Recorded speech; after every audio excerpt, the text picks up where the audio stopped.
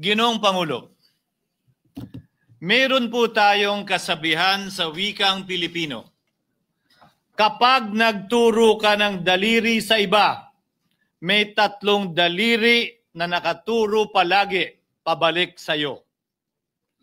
Sa mga nakaraang linggo, malinaw na nililihis ang galit ng taong bayan tungkol sa mga ghost at substandard flood control projects mula sa mga totoong may kasalanan patungo sa Senado at sa ilang mga miyembro nito. Tila pilit na ginagawang panakipbutas, ika nga at fall guy, at diversyon ang mga senador palayo sa Kamara at sa mga tunay na may sala. Klarong-klaro po ang script nito. Ipitin ang tatlong dating DPWH officials, pakantahin sa kanila, mema banggit lang na senador, habang pinagtatakpan ang mga congressman na tunay nakasabwat nila sa mga lugar na ginagalawan nila. Simple ang patunay dito. Kapanipaniwala ba na wala silang kinausap na kahit isang congressman nakaupo na totoong may hawak ng mga distrito sa lugar na ginalawan nila sa hinaba-haba ng testimonya nila dito o sa Kamara? Banggit sila ng banggit. Name drop sila ng name drop ng pangalan ng senador. Maski na klaro naman kung inyong papakinggan na wala silang masabing direktang nakausap o binigyan ng anuman.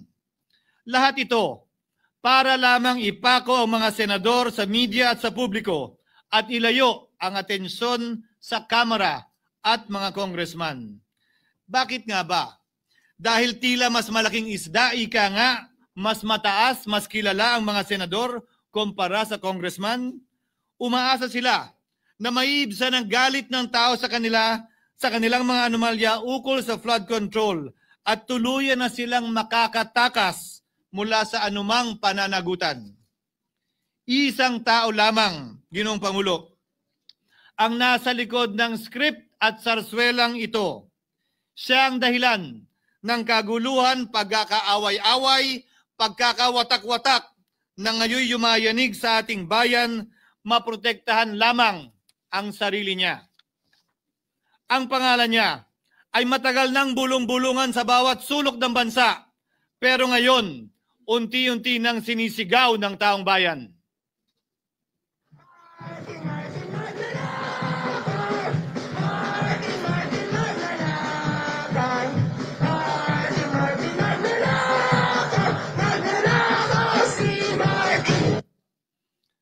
Pero Ginoong Pangulo, minamahal kong kasamahan, bakit tila sa Kamara, dito mismo sa Senado, at sa ilang media, ay hindi pa din nila kayang sambitin ang pangalan niya? Pues, sasabihin ko, Martin Romualdez. Minsan ang binanggit ng mga diskaya ito mismo dito sa Senado, ang kanyang pangalan. Pero agad itong pinabawi nung humarap sila sa Kamara. Binanggit ni Master Sergeant Gutesa ang kanyang pangalan. Pero ultimo notaryo, natunto nila at pinabawi nila ang pagnotaryo.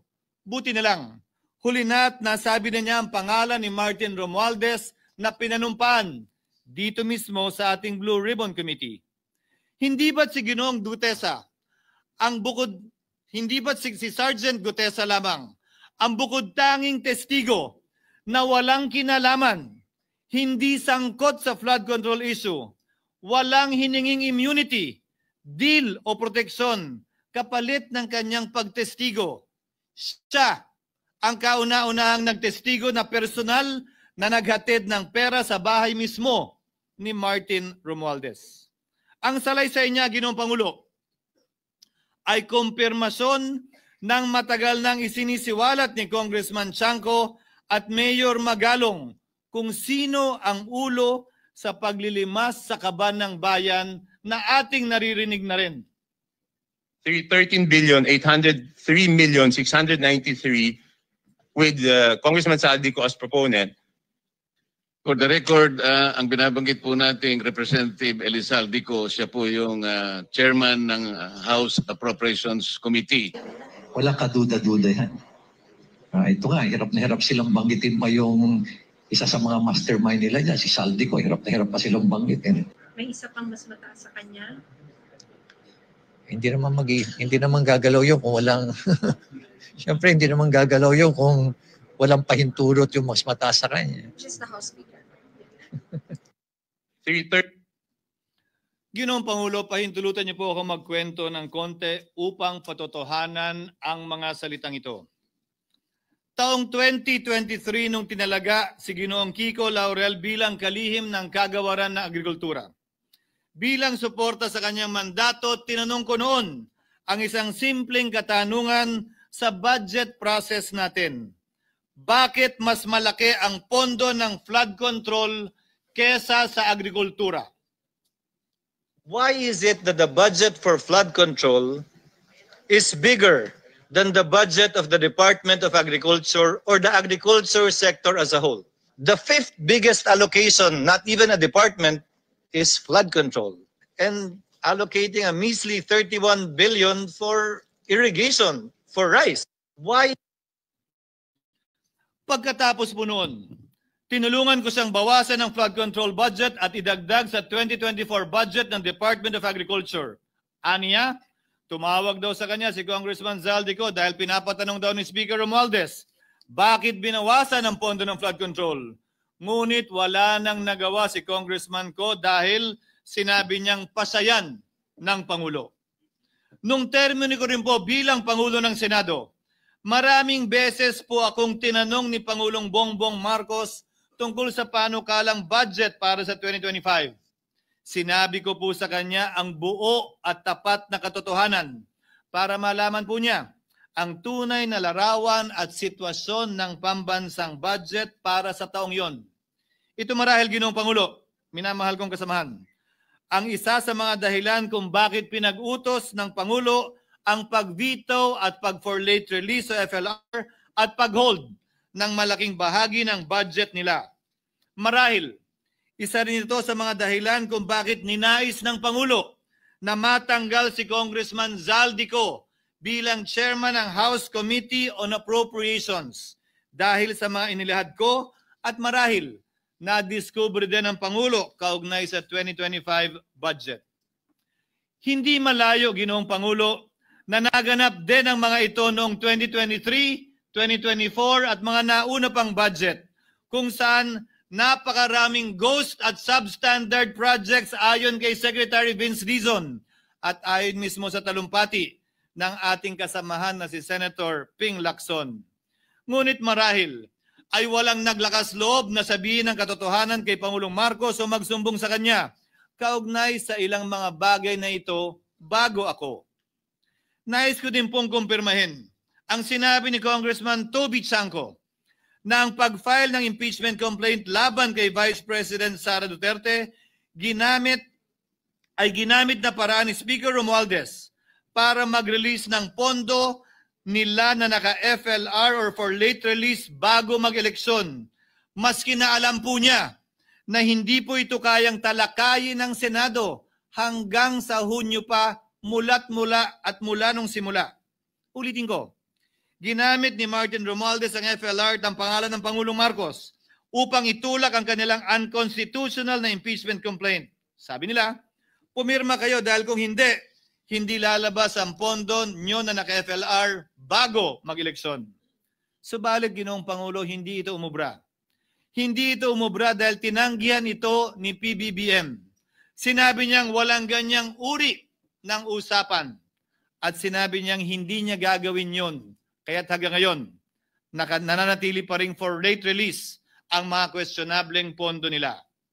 And that is why, Mr. President, distinguished colleagues, at the height of the impeachment controversy and amidst the passion of some sectors to remove the Vice President at all costs, I urged prudence and level-headedness because I knew that greed and not accountability was the reason behind it.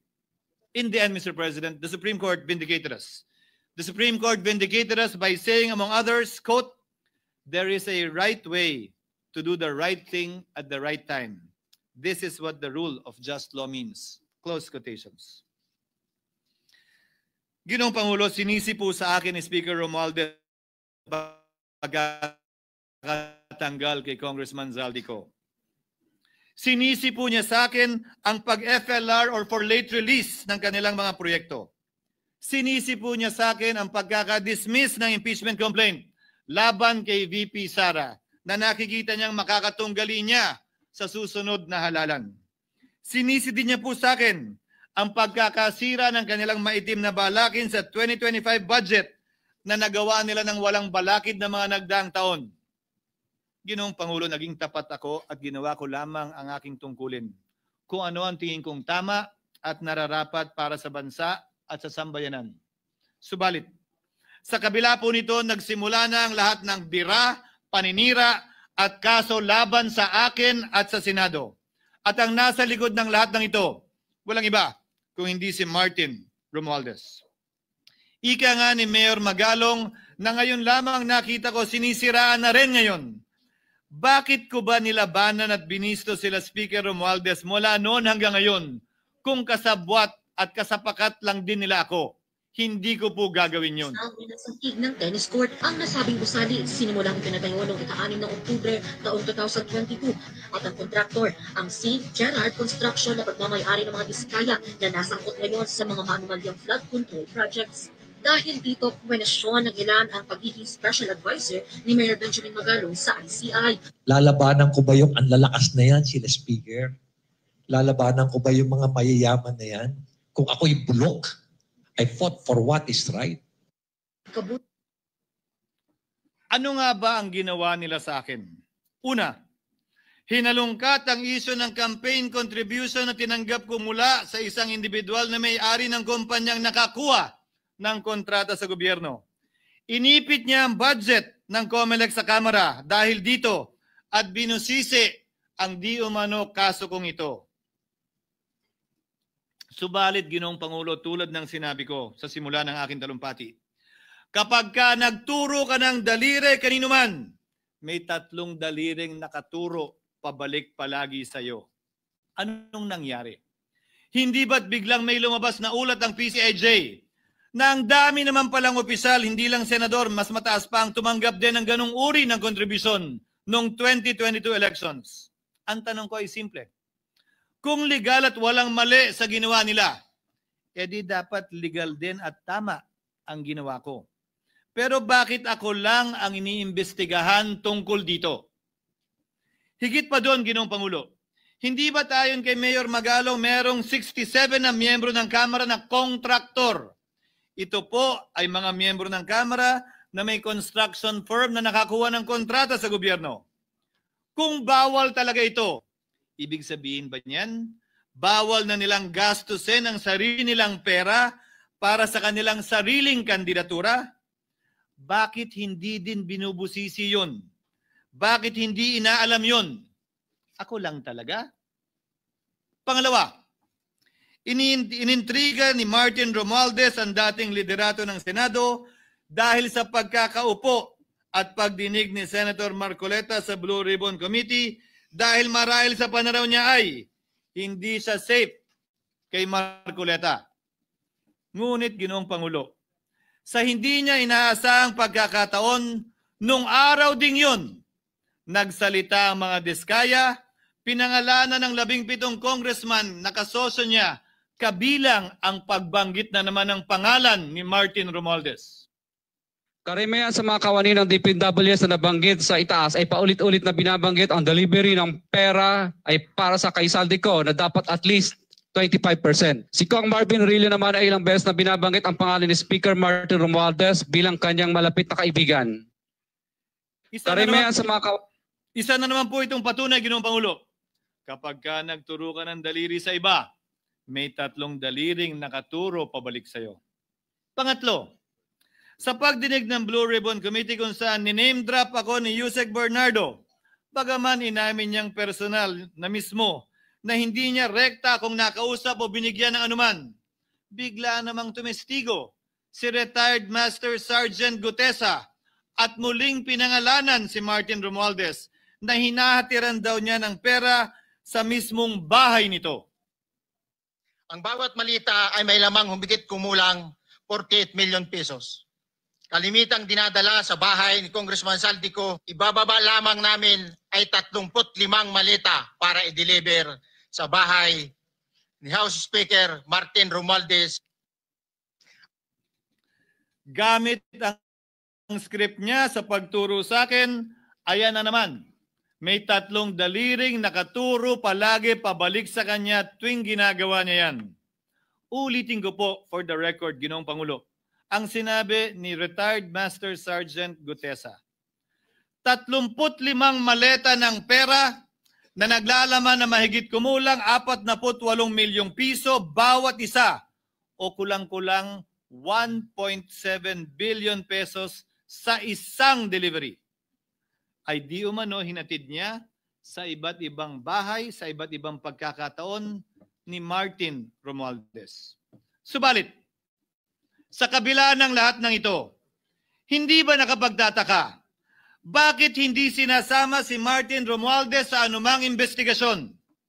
DOJ man, NBI man, AMLAC man. No ako po ay pinuntahan, no ako po ay dumalo sa imbitasyon ng ICI bilang resource person. Binanggit ko at tinanong ko din ito sa kanila. Ganito ba katindi ang kapangyarihang hawak ni Martin Romualdez? Na bagaman hindi siya speaker, tila the name that cannot be mentioned pa din siya at nagagawa pa din niya ang nais niya kaugnay sa isang mapamiling hustisya o selective justice. Halimbawa, bakit ang daming kondisyon bago ipasok ang mga diskaya na nagpangalan sa maraming congressman sa witness protection? Pero pag si Alcantara, Hernandez at Bernardo, walang ganong kaparehong kondisyon. Bakit hiniling agad ang freeze order di umano para sa asset ng mga name drop na senador?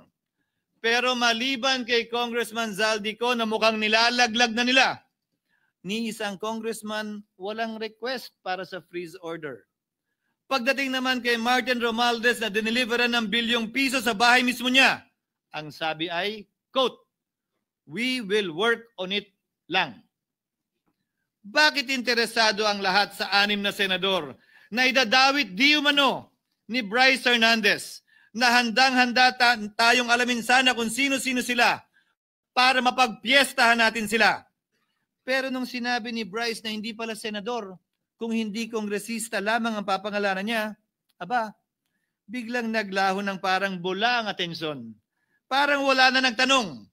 Parang wala nang interes para alamin, sino-sino nga ba yung mga yan? Kung ako po yung tatanungin nyo, alam ko merong 6 na senador eh. May nagtatanong sa akin, bakit wala si Cheese? And my answer to that is, I'm almost sure, no, probably hindi ma-mention si Cheese simply because walang insertion doon. Si sa Bulacan. Escudero, wala doon. Hindi po senador yung laman nung computer ko. So fake news yun, ha? May 6 na senador na nunumbrahan mo daw. Mga congressman yung nasa computer mo. Yes, yung nasa computer ko po, congressman po. Okay, thank you.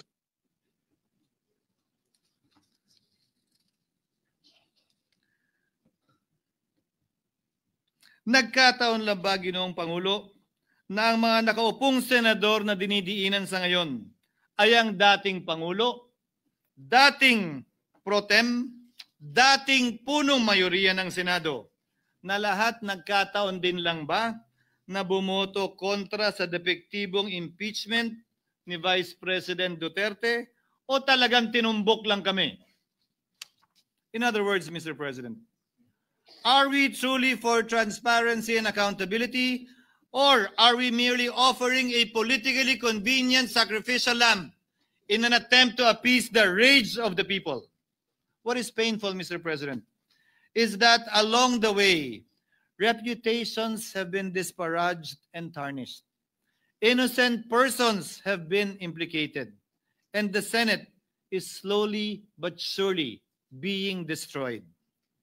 Nagkataon lang po ba na ang lahat ng ito O ito'y sumusunod sa isang script, direksyon at basbas ni Martin Romualdez?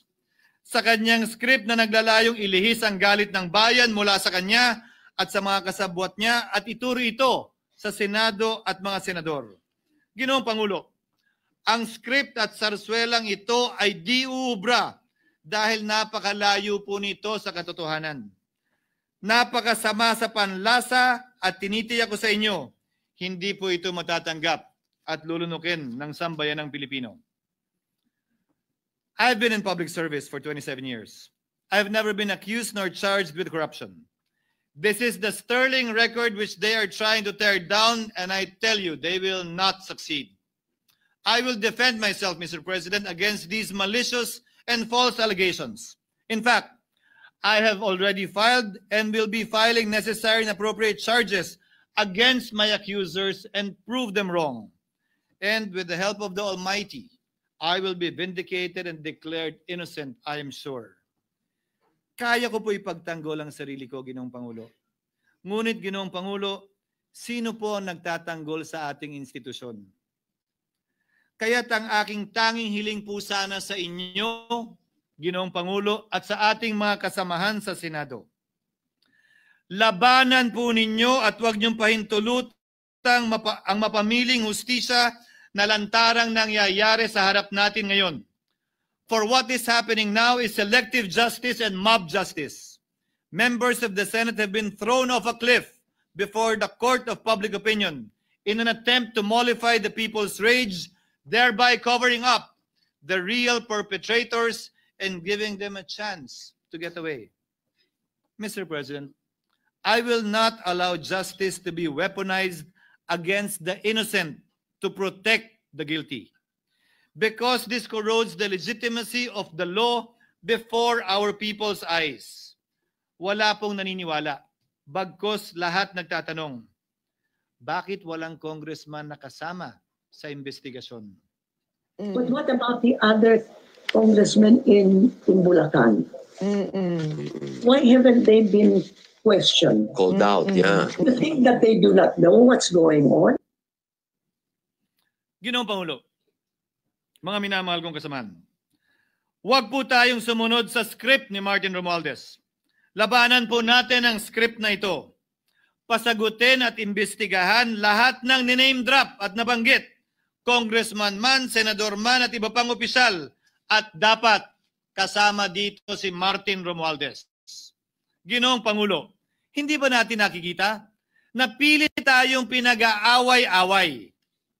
Mayaman, mamamayan laban sa lingkod bayan, lokal laban sa nasyonal na opisyal, congressman laban sa kapwa congressman, at ngayon, senador laban sa kapwa senador, pamilya laban sa pamilya, Pilipino laban sa kapwa Pilipino.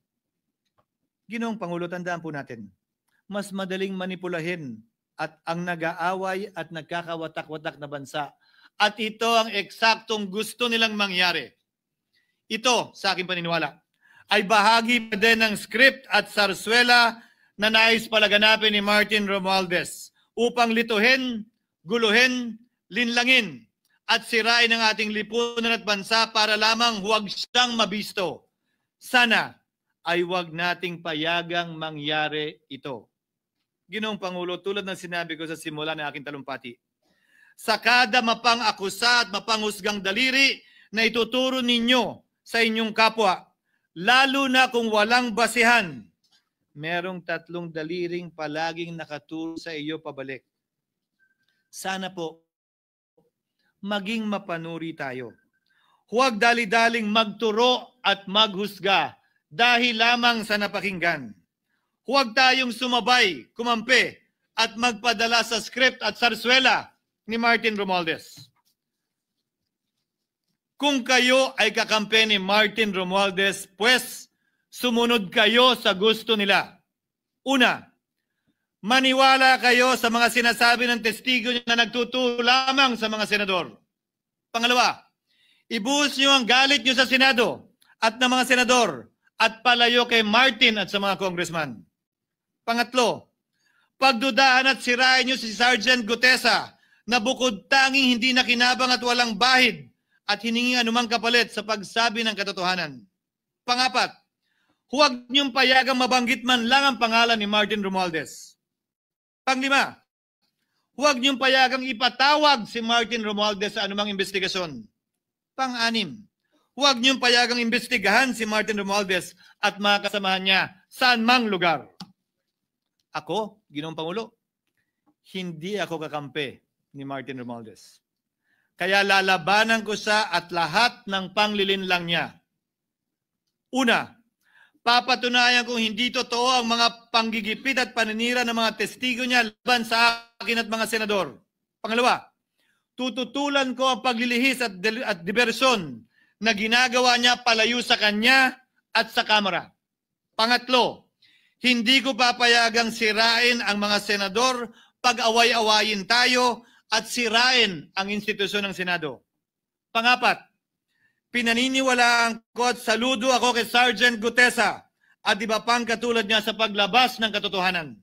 Panglima, hindi ako matatakot banggitin ng paulit-ulit ang kanyang pangalan, Martin Romualdez. At ipaglalaban kong ipatawag at imbestigahan si Martin Romualdez at lahat ng kanyang mga kasangkot at kasama. Ginoong Pangulo, mga minamahal kong kababayan, kung nais niyong lumitaw ang katotohanan, kung nais niyong panagutin ang tunay na salarin, kung nais po niyong makulong ang tunay na may kasalanan, huwag ninyong kampihan si Martin Romualdez.